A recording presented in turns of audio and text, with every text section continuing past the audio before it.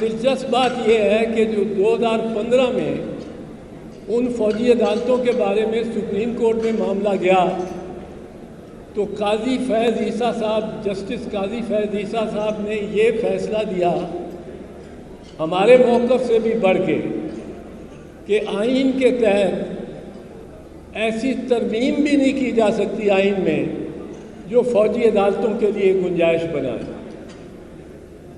آئین کی ترمیم کر دینے کے بعد بھی فوجی عدالتیں آئینی اعتبار سے ان کو تشکیل نہیں دی جا سکتی۔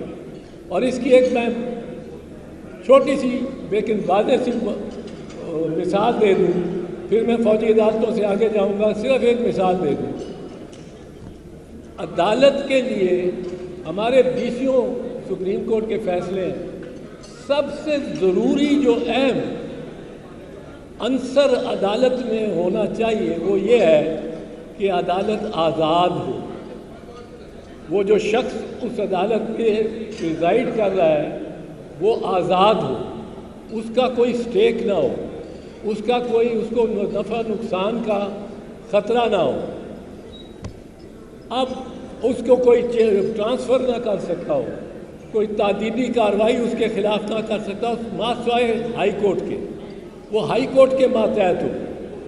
اب اگر فوجی عدالت میں آپ دیکھیں گے تو کرنل صاحب بیٹھے ہوں گے، کرنل صاحب کو جو حکم آئے گا اوپر سے ان کا تو تربیت ہی ایسی ہے کہ انہوں نے اس حکم کو ماننا ہے، ان کی تو تربیت ہی ایسی ہے، تو وہ انڈیپینڈنٹ ہو ہی نہیں سکتے۔ By definition, therefore, a military court is not a court, because the officer in the court is presiding in the court is under the discipline not of the High Court. He may be transferred tomorrow from Lahore, where he is presiding over a military court, to Bawal Nagar or to Thatta, wherever there is a unit of the Pakistan Army. He can be transferred as a kind of punishment or a rap on the knuckles, تاکہ دوسرا اس کا جو اس کے بعد آنے والا ہو وہ سمجھ جائے کہ بات بڑے صاحب کی ماننی پڑے گی، ورنہ میرا بھی تبادلہ کہیں بلوچستان میں ہو جائے گا۔ تو وہ انڈیپینڈنس کا اس میں عنصر ہی نہیں ہے بائی ڈیفینیشن۔ دوسری بات جو اس وقت ہو رہی ہے، بلا کا یہ ظلم ہے کہ عدالتیں رہا کرتی ہیں ایک قیدی کو، وہ باہر نکلتا ہے اور اس کو پکڑ کے پھر اندر ڈال دیتے۔ 13 مرتبہ شہریار خان آفریدی رہا ہوا ہے اور 14 مرتبہ وہ گرفتار ہوا ہے، اور اس طرح کے دیگر اتنے نام ہیں کہ میں لینا شروع کروں تو میری بات میں جتنا وقت لینا چاہتا ہوں آپ کا وہ ختم ہو جائے گا، لیکن نام نہیں ختم ہوگا۔ یہ ایک بالکل گھناؤنا مذاق ہے آئین کے ساتھ، لیکن صرف آئین کے ساتھ نہیں، یہ لگتا ہے، محسوس ہوتا ہے کہ کچھ فیصلہ ہو چکا ہے کہ عدالتوں کو بے توقیر کرنا ہے، بے وقار کرنا ہے۔ جج کہتا ہے اس کو آپ نے کوئی گرفتار نہیں کرنا، کسی اور ایجنسی نے بھی نہیں گرفتار کرنا، کسی نے اس کو پاس نہیں جانا، اور اگر آپ نے گرفتار کرنا ہے تو پہلے ہمارے پاس آئیں گے، ہمیں دکھائیں گے FIR، اور وہ نکلتا نہیں، وہ دہلیز سے پاؤں باہر رکھتا نہیں پرویز الہی کے ایک اور کیس میں، اس کو پکڑ کے لے جاتے ہیں۔ تو عدالتوں کو بے توقیر کرنے کا، بے وقار کرنے کا یہ ایک عمل ہے جس میں سمجھتا ہوں کہ جس قدر مواقع سابق چیف جسٹس صاحب عمر عطا بندیال صاحب کو ملے، انہوں نے ان سے کچھ حاصل نہیں کیا، ورنہ جس طرح یہ مجمع لے کے، جلوس لے کے، کنٹینر لے کے سپریم کورٹ کے باہر کھڑے ہو کر اور جس طرح انہوں نے نعرے لگائے، اور اپنی گورنمنٹ تھی ان کی اپنی گورنمنٹ تھی، اس میں ہی نعرے لگائے اور ان کو باقاعدہ، میں ان الفاظ نہیں لینا چاہتا، وہ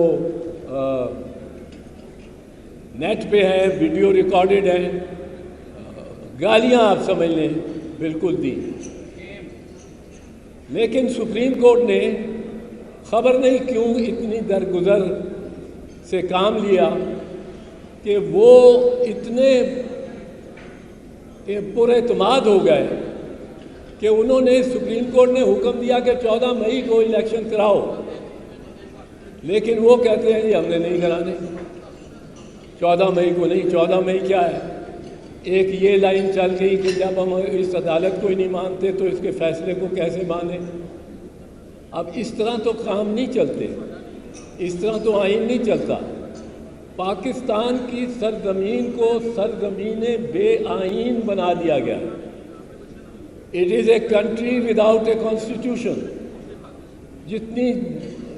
جس طرح اس کو فلاؤٹ کیا جا رہا ہے، اس کا کھلواڑ بنایا جا رہا ہے آئین کا، اور ستم ظریفی یہ ہے اور یہ صاحب کہ یہ 50ویں سالگرہ ہے، آئین کی 50ویں سالگرہ سے ہم گزرے ہیں. 1973 کے 2023 میں 50ویں سالگرہ تھی، 11 اگست اور 14 اگست، ایک دن پاس ہوئی، دوسرے دن یہ دوسری تاریخ پہ دستخط ہوئے، اور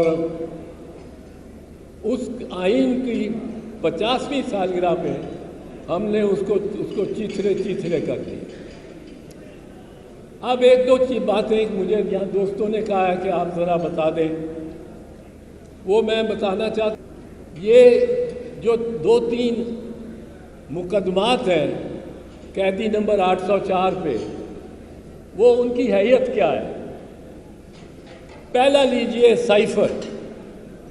بڑا چرچا ہے سائفر کا. سائفر راز، سرکاری حکومتی ریاستی راز وہ افشا کر دیے، اور وہ پتہ نہیں جس طرح نیوکلیئر سیکرٹس نہیں کسی نے دے دیے ہوں، راز افشا کر دیے. اب اس کو لے سائفر کو. سائفر ایک مراسلہ ہوتا ہے جو زیادہ تر فارن آفس اور جو وزارت خارجہ ہے اس کا طریقہ ہے کمیونیکیشن کا. اس میں کوڈ آ جاتا ہے، ہر 3 مہینے بعد وہ کوڈ بدلتے ہیں.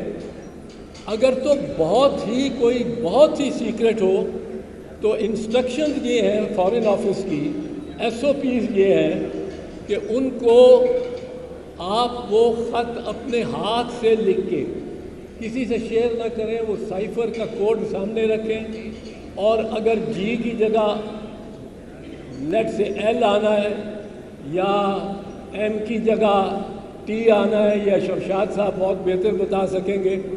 اگر تو انہوں نے فار انسٹنس شمشاد صاحب کو کوئی چین کا صدر بلا کے کوئی خاص بات کہتا ہے کان میں اور انہوں نے پہنچانی ہے، تو یہ اپنے ہاتھ سے لکھیں گے.